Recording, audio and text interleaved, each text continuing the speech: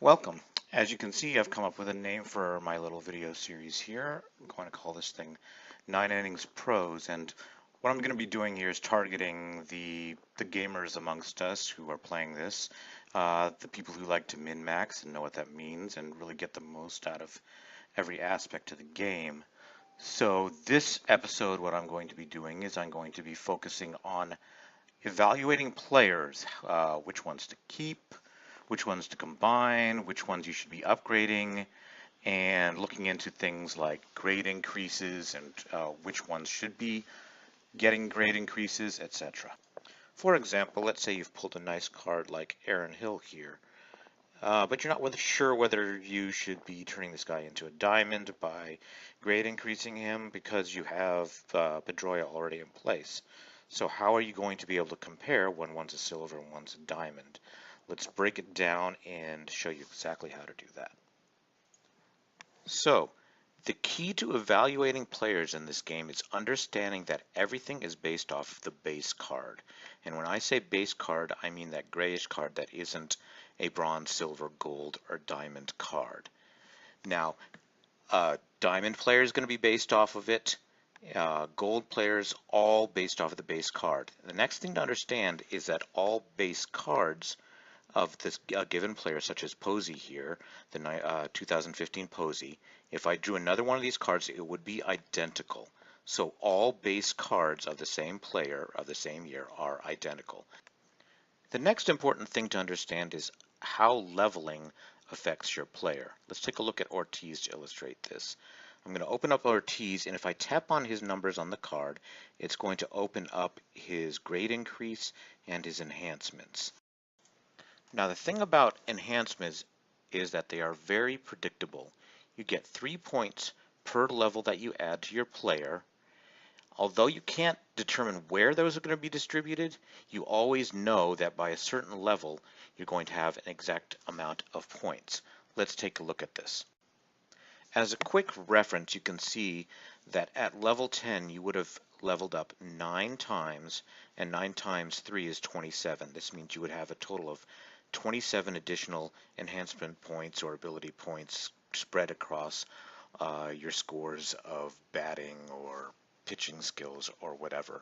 And that would translate into roughly 5 or 6 added OVR to your player. By level 20, you will have leveled additional 10 times for 30 additional enhancement points for a total of 57, which translates into 11 or 12 additional OVR to your player. So to reiterate, if you know a player's level, you can always calculate exactly how many enhancement points they've earned by leveling. Simply multiply their level by 3, and you'll find out how many additional enhancement points the player has added to his scores. At this point, we've covered 2 of the 3 key parts to a player card. We've talked about enhancements and we've talked about the base card. Now we need to talk about the final component, which is grade increase, which happens to be the trickiest part of evaluating player cards. Grade increase happens to be the only piece that is actually random. Remember, level and enhancements are predictable and the base card is predictable. However, grade increase is random. Let's use Frazier here as an example. When we talk about grade increases, we talk about them in terms of the total amount of points. So if we add together 15, 20, 15, 11, and 13, you'll find that this totals out at 74. So we would say Frazier here is a grade 74 player. Now the interesting thing about knowing that Frazier is a grade 74 player is when you realize that he is simply a normal player with 74 additional points added to his scores that basically are granted to him by being a diamond player. So if we know the grade of a player being diamond, gold, bronze, or silver, we can predict how many additional points they will have added to them. Let's take a look at this. The first thing I'd like to point out here is that at each grade level, you can see that the number of grade points that you get, or your increase range, is going to vary. That means Frazier, who was a grade 74, is sitting at the top end of the diamond range, which means he's pretty much a top caliber player. Whereas somebody else might have a Frazier with only 55 grade points, and that would be an inferior version of the same card. The next important thing to understand about grade increase points is the amount of them is randomly generated when the card is opened from a pack or is upgraded.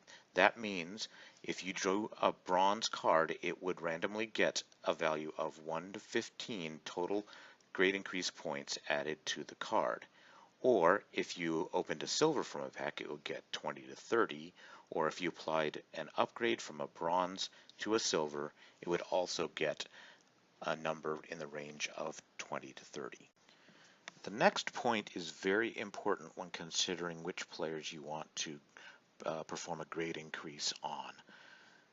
And that is that the current grade increase value has absolutely no impact on the new grade increase you get after you upgrade. That means if you have a silver with a 30 grade increase and you upgrade it to a gold, there's no guarantee that you're going to maintain a good grade rating at the gold level. You might end up with a bottom quality gold. So the final point that I'd like to make here is regarding the bottom row on this table. You'll note that if you were to get a diamond card from the free agent market or the auction house, you will never see a card with a higher grade rating than 62. This means while it is a diamond, it's not going to be the same quality of a diamond that you could potentially get from combos or pulling out of a special pack. Now that we've seen what the grade ranges are, let's see how that translates into upgrading of the cards. So what I've done here is I've plotted out what a 66 OVR card would look like if it was upgraded or you found it as a bronze, silver, gold, or diamond.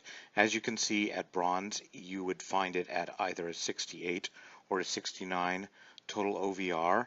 At silver level it could be anywhere from a 70 to a 72. Gold 73 to 76, and diamond 77 to 81, where the blue line shows if it were a prime card, you get an actual additional point. So what this illustrates is at each level you're going to see a range of potential OVRs for the same player. This is why you might find one player that doesn't look exactly like the other, even though it's the same year and the same player. Before we move on, I want to point out something that might be a little bit misleading about this graph. The lines here are not meant to imply that a silver OVR 70 player would upgrade to a gold 73 OVR player. A silver 70 OVR player could upgrade potentially to a 76 OVR gold. So the lines aren't actually a connection, they're meant to show the range boundaries. With this in mind, let's compare two players now and see how it might get a bit confusing understanding which player is actually better than the next based on these ranges.